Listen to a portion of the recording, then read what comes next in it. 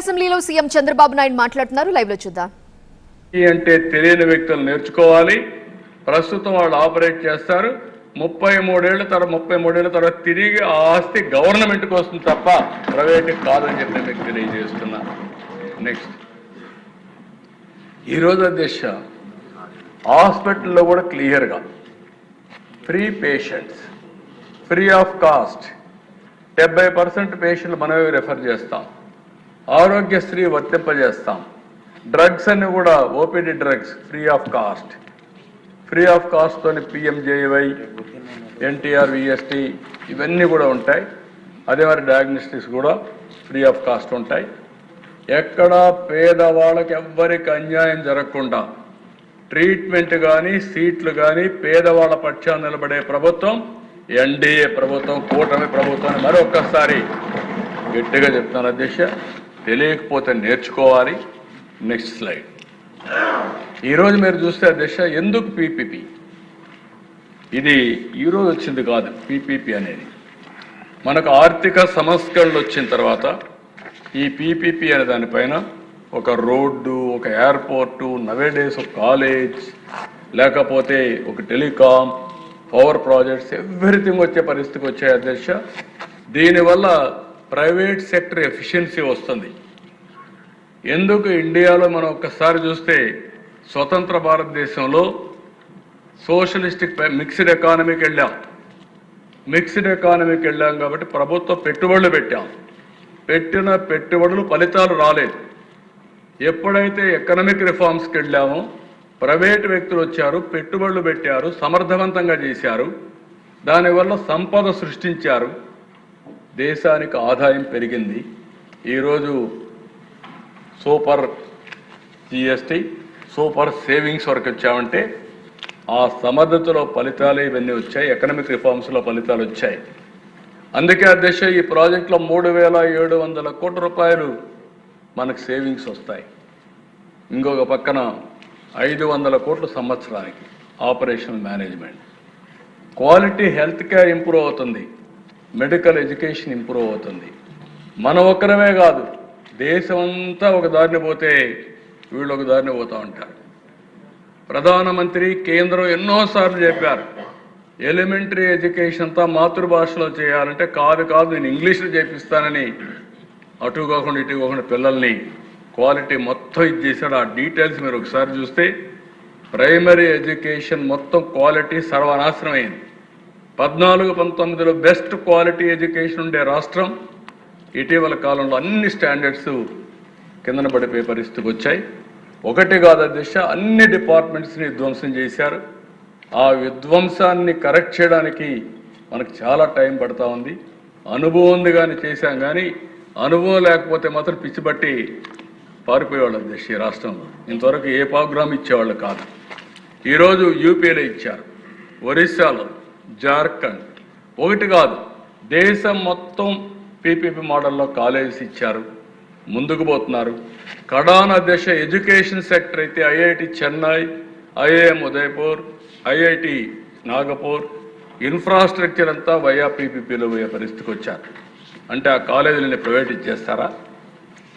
ఈరోజు ఒక మోడల్ కింద సంపద సృష్టించాలి, ప్రజలకు మెరుగైన సౌకర్యాలు కల్పించాలి, తొందరగా అనుకున్న ప్రగతిని సాధించాలంటే పీపీపీ తప్ప వేరే మార్గం లేదు.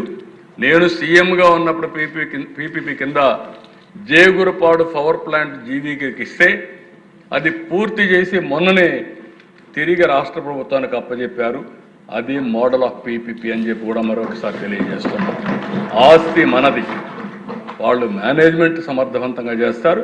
సమర్థవంతంగా మేనేజ్మెంట్ చేసి అందులో వచ్చే లాభాలను అప్పులు కట్టి కొంత లాభం మిగిలిపెట్టుకుంటారు.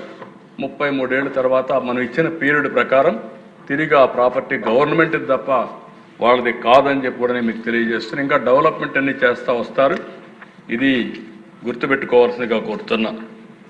అదే మరి అధ్యక్ష పీపీపీ వల్ల అడ్వాంటేజెస్ మీరు చూస్తే modern facilities and advanced medical technologies, streamlined services and reduced patient cost, shared investment and reduced government financial burden, AI diagnostics, telemedicine, digital health records ఇవన్నీ వస్తాయి.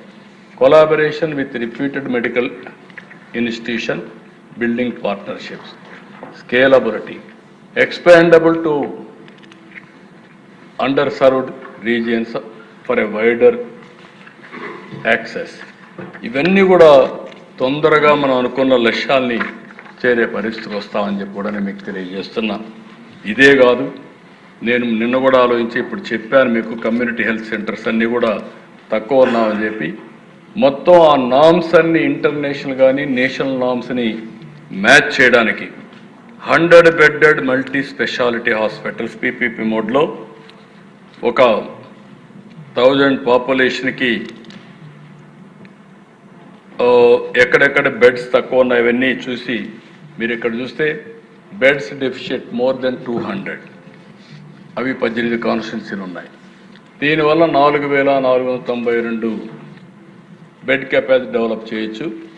ఇంకో పక్క 200 మధ్యలో 43 కాన్స్టిట్యున్సీస్ ఉన్నాయి, 6483.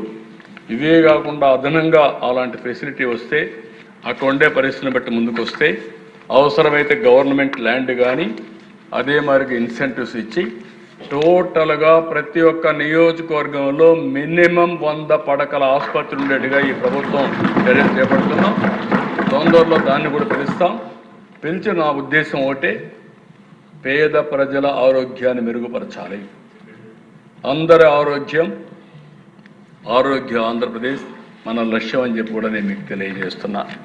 అందుకనే అధ్యక్ష, ఈరోజు మీరు చూసినప్పుడు modern infrastructure facilities in every district, అదే మాదిరిగా digital care, tech enabled delivery, ఇంకో పక్క specialist experts for every disease, health security for every district of Andhra Pradesh.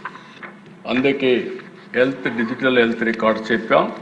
దీనికి డిజీ లాకర్ కూడా క్రియేట్ చేస్తాం. ప్రతి ఒక్క వ్యక్తి హెల్త్ రికార్డ్సే కాకుండా సొంత డాక్యుమెంట్స్ పెట్టుకోవడానికి డిజీ లాకర్ పెట్టి మళ్ళీ హెల్త్ రికార్డ్స్ క్యారీ చేయడం కాకుండా ఏ హాస్పిటల్కి పోయి ట్రీట్మెంట్ తీసుకున్నా ఆ రికార్డ్స్ని షేర్ ఆటోమేటిక్ చేసేట్టుగా సెల్ ఫోన్ నుంచి యాక్సెస్ ఇస్తే ఆ డాక్టర్కి వచ్చేట్టుగా అది కూడా చేస్తామని చెప్పి కూడా నేను మీకు తెలియజేస్తున్నా. అందుకే అధ్యక్ష, ఆరోగ్య Andhra Pradesh, Sanjeevani for healthier Andhra Pradesh with quality, affordability and global knowledge to promote wellness and personalised health care for all citizens at their doorsteps. పేదవాడి ఇంటికి నేరుగా ప్రపంచంలో ఉండే ఆధునికమైన నాలెడ్జ్ని ప్రతి ఒక్కరికి చేరదీయడమే సంజీవని ప్రాజెక్ట్. ఈ ప్రాజెక్ట్ కానీ పర్ఫెక్ట్గా చేయగలిగితే దీనికంటే నాకు సాటిస్ఫాక్షన్ నా లైఫ్లో ఏమి ఉండదు. డెఫినెట్గా చేస్తాం. 5 ఏళ్లలో మీరు గణనీయమైన మార్పులు ఈ యొక్క డిపార్ట్మెంట్ చూస్తారు. మా సత్య కూడా బాగా పనిచేస్తున్నాడు, చాలా కష్టపడుతున్నాడు. I'm very happy. మా డిపార్ట్మెంట్ కూడా బాగా అర్థం చేసుకున్నారు. ఐఎమ్ వెరీ దీన్ని చూసిన తర్వాత మాత్రం నేను కూడా వారికి చెప్పాను, వినూత్నమైన ఆలోచనలు రావాలి, బ్రెయిన్ స్టార్మింగ్ చేయాలి, ప్రపంచంలో ఉండే బెస్ట్ ప్రాక్టీసెస్ తేవాలి, ఇన్నోవేటివ్ ఐడియాస్ని జోడించాలి, ఇండియాలో ఉండే పరిస్థితులు కూడా దీనికి అధ్యయనం చేసి ముందుకు తీసుకుపోవాల్సిన అవసరం ఉంది. ఈ project is a game changer. 30 ఏళ్ల ముందు టెక్నాలజీ మాట్లాడా, ఈరోజు ఆ టెక్నాలజీని ఉపయోగించి ప్రతి ఒక్కరి ఆరోగ్యాన్ని కాపాడడానికి, ప్రతి ఒక్క పొలం బంగారు పండించి రైతుకు బంగారు భవిష్యత్తు క్రియేట్ చేయడానికి ఈ ప్రభుత్వం ఆలోచిస్తాం. అందుకే అగ్రిటెక్ అన్నా, ఇక్కడ డిజిటల్ హెల్త్ రికార్డ్స్ అంటున్నాం. ఈ విధంగా ప్రతి ఒక్కదానికి అనుసంధానం చేస్తున్నాం. అనుసంధానం చేసి కాస్ట్ తగ్గించి మెరుగైనటువంటి సేవలు అందించడానికి ఎవరో చేయలేదు అధ్యక్ష. నిన్న కూడా సెంట్రల్ గవర్నమెంట్ సెక్రటరీ కూడా చెప్పాడు, మినిస్టర్ కూడా అప్రిషియేట్ చేశారు. 750 సేవలు వాట్సాప్ గవర్నెన్స్లో ఏ సిటిజన్ కూడా ఎక్కడికి పోయే పని లేకుండా ఎక్కడ కూర్చుంటే అక్కడ సేవలు అందించే పరిస్థితి తీసుకొచ్చావు అధ్యక్ష. That is the programme this government is doing. ఇక్కడితో ఆపలా. ఈరోజు నేను అంతా కూడా ఈ సేవలు ఇవ్వడమే కాకుండా ప్రజల అభిప్రాయం తెప్పిస్తున్నాం. ఒకరోజు 2 రోజులు తెప్పించేసి వదిలిపెట్టడం లేదు. మంత్రులు కూడా ఉన్నారు, వాళ్ళకు కూడా వర్తిస్తుంది. అన్ని డిపార్ట్మెంట్లు తెప్పిస్తున్నాం. ప్రజలకు అర్థం కావాల్సిన అవసరం ఉంది. ఈరోజు మీరు ఇక్కడ చూసినప్పుడు హాస్పిటల్స్ గురించి మొత్తం ఇన్ఫర్మేషన్ తెప్పిస్తున్నాం. క్వాలిటీ చెకప్ ఫస్ట్ ఇయర్ 70.9% బాగున్నాయని హెస్ అని చెప్పి అన్నారు. 29% ఇంకా ఇంప్రూవ్ కావాలన్నారు. ఈ ఇయర్కి వచ్చే ఫస్ట్ క్వార్టర్కి వచ్చే ముందుకి 73.8% వచ్చింది. 26% తగ్గి రాలేదు ఇంకా. అంటే అప్పటికి ఇప్పటికి 3% పెరిగింది. దీంతో కూడా నేను సాటిస్ఫై కావడంలో benchmark for all services in government 80 minimum, 90+ ఉండాలి. 90+ ఉంటేనే పాస్ అయినట్టు. ఆ స్టాండర్డ్స్ పెట్టుకొని ముందుకు పోతున్నాం. అదే మాదిరిగా బ్లడ్ టెస్టులు కూడా మీరు చూస్తే 59.2 ఇప్పటికి 61.1 పెరిగాయి. అదే మరి ఫ్రీ మెడిసిన్ 67.5, 68.7కి వచ్చింది. స్టాఫ్ బిహేవియర్ కూడా చూస్తున్నాం. 71.4 ఇప్పుడు 72 పెరిగింది. మంత్ ఆన్ మంత్ చేస్తున్నాం, క్వార్టర్ ఆన్ క్వార్టర్ చేస్తున్నాం, ఇయర్ ఆన్ ఇయర్ చేస్తున్నాం. ఎప్పటికప్పుడు ఒక బెంచ్ మార్క్ పెట్టుకొని ప్రజల తృప్తి ఉండాలి, సాటిస్ఫాక్షన్ ఉండాలి. We are all here as a trustee. ప్రజలకు జవాబుదారి పరిపాలన ఇవ్వాలని, ఆ జవాబుదారి పరిపాలన ఇవ్వాలంటే ప్రజలను కూడా ఎప్పటికప్పుడు అడిగి మనం అందించే సేవలు బాగున్నా లేదా కనుక్కోవడం చాలా అవసరం. ఈరోజు గర్వంగా చెప్పగలుగుతున్నాం, మనం ఇచ్చేది పేదల సేవలో ఇచ్చే పింఛన్లు 92% ప్రజలు తృప్తిగా ఉన్నారంటే దానికంటే ఆనందం ఏం కావాలని చెప్పి అడుగుతున్నా.